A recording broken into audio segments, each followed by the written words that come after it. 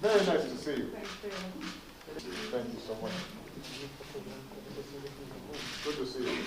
So nice to see you so far. Yeah, of course. And love getting to know you. And Fancy pens. when we decided to come to Glasgow, My biggest interest probably would be to have a chance to meet with some of the activists, young activists who are involved on the ground, because those are my roots. That's where I come from. That's what I believe in. That's what the foundation is about. and you've been such a leader in mobilizing. Same sort of pollutants or carbon-intensive strategies in order to grow more crops. For me, what I've learned meeting humans on the front lines of this crisis is that this, as we all know, is an issue of social justice and human rights, not just an environmental issue.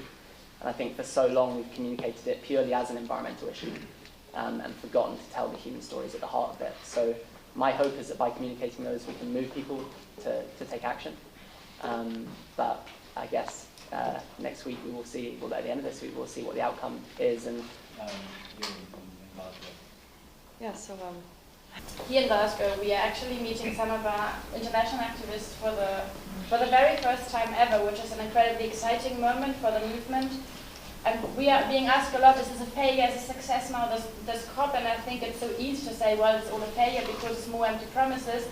But it would also, it seems so arrogant to me, given that so many activists and organizations like all of us have put so much effort into creating connection here, making capacity building happen and so on.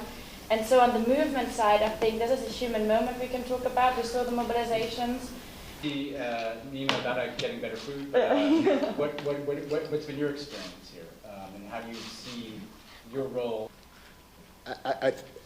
When I talk to young people, including my own daughters, there are times where people get frustrated and their conclusion is, well, then we're just going to opt out of politics or try to work around politics. And part of my argument is you can't. Because essentially, no matter how much you'd like for global capitalists to suddenly become enlightened, no matter how much you'd like NGOs to be able to execute, the truth is that nation states still are setting the ground rules for how our economies operate and how energy policy is made.